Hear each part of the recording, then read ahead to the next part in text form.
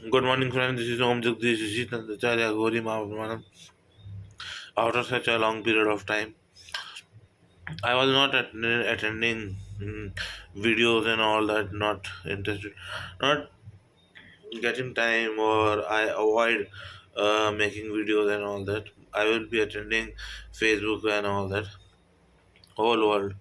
I would like to tell something about myself. Why Kal Bhairav called as a Kal and Adi Ant, Amar and all that, Moksha and all that. Yeah, I had told you everything.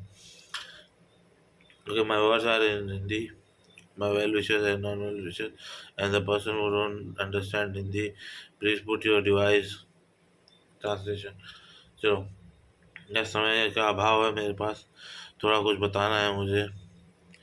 मैं rush नहीं करूँगा, शांत हूँ, शांत से बता रहा हूँ।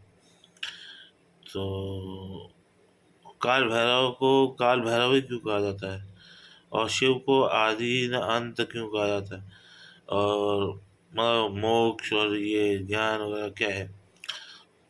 देखिए, जब संसार को मैंने दो हिस्से में बांटा, मतलब दो हिस्से में बांटा नहीं, बताया उसके दृष्टिकोण, कि शिव के दृष्टिकोण से हमने पहचाना कि शिव पहले आए, फिर शक्ति की उपासना की, शक्ति आई, शक्ति से और शिव का मिलन हुआ।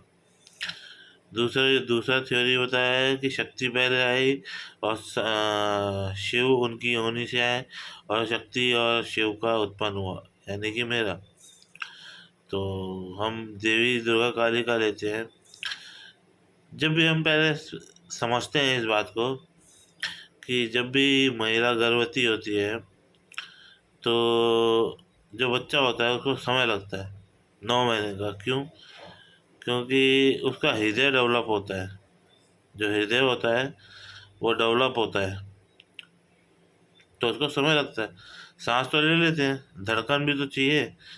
अगर धड़कन नहीं तो फिर कैसे? और धड़कन समय की तरह ही चलता है, टिक टिक टिक टिक टिक टिक।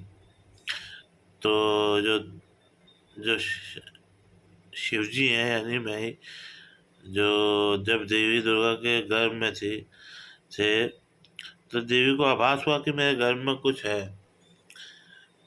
तो उनका जो हृदय है, उन्होंने जैसे ही उन्हें पता चला कि मेरे गर्भ में कुछ है, तो उनको उनका समय चालू हो गया, वहाँ से समय का आरंभ हो गया। मतलब उन्हें एहसास हुआ कि कुछ है, और जिस क्षण उन्हें एहसास हुआ कि कुछ है, समय की उत्पत्ति चालू हो गई, समय चलने लगा।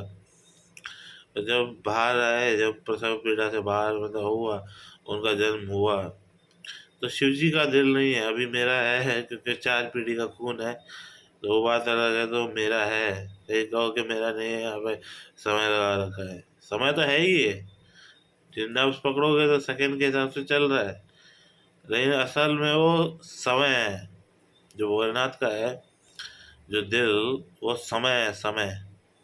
तभी उन्हें कहते हैं काल भैरव।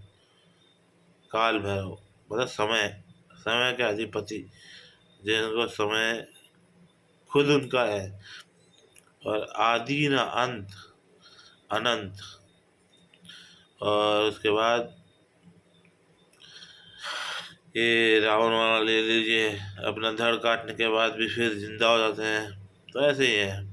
तो ये एक छोटी सी व्याख्या थी, एक कहानी के रूपांतरण में अपने आप को परिचय दिया मैंने। आई होप आप सबको ज्ञानवर्धक लगे और समझ आए। दूसरी चीज़ मैं ये बताना चाहूँगा कि हाँ, समाज में कुछ झूठे झूठे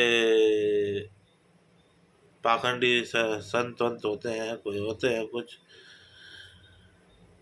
लेकिन मनुष्य को ये समझना चाहिए, हम भारत संस्कृति को ये समझना चाहिए कि सब ऐसे नहीं होते, और उन पे आरोप लगाने की जगह उनसे ज्ञान लीजिए, क्योंकि ज्ञान का आदान प्रदान होना ज़रूरी है। किताबों में लिखा हुआ ज्ञान इनफ नहीं होता।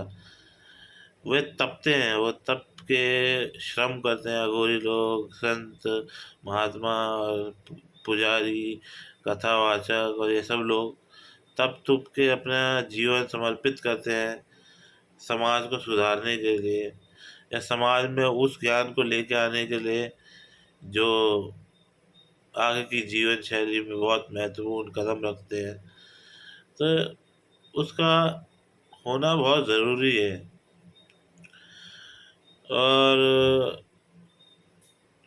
और बस मैं अभी डाटा शॉर्टेज है यार मेरा, पर मैं कहना चाहूँगा कि ऐसे अवॉइड मत कीजिए। भारत संस्कृति बहुत प्राचीन संस्कृति है, इसमें बहुत सारे लोगों का योगदान है, और जो तप के ज्ञान देता है जैसे मैं ये दे रहा हूँ, तो लोग सोचेंगे यार ठीक है अवॉइड करो यार, मतलब सुन लो, और उनको उसको सोचेंगे ये हमारे वैल्यूबल पॉइंट पे नहीं है, हम तो गृहस्थ जीवन जी रहे हैं, उसके बाद ये हमारे किस काम आएगा, या मैं इसको दूसरों को बता, ये हमारी संस्कृति है।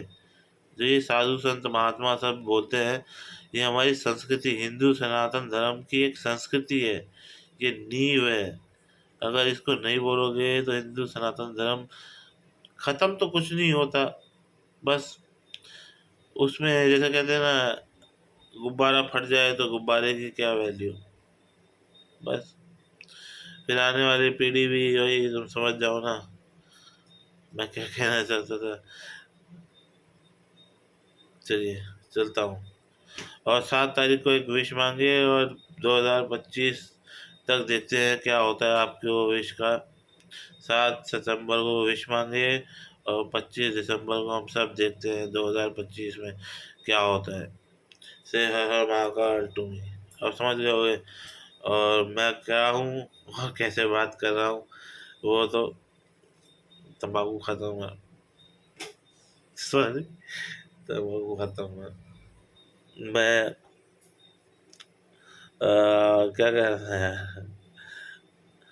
2025 में देखते हैं कि क्या होता है। से हर महाकाल टू मी, अवॉइड करना वो ऑफुल मैनर में गए हैं तंबाकू खाने वाली चीज़। से हर महाकाल टू मी।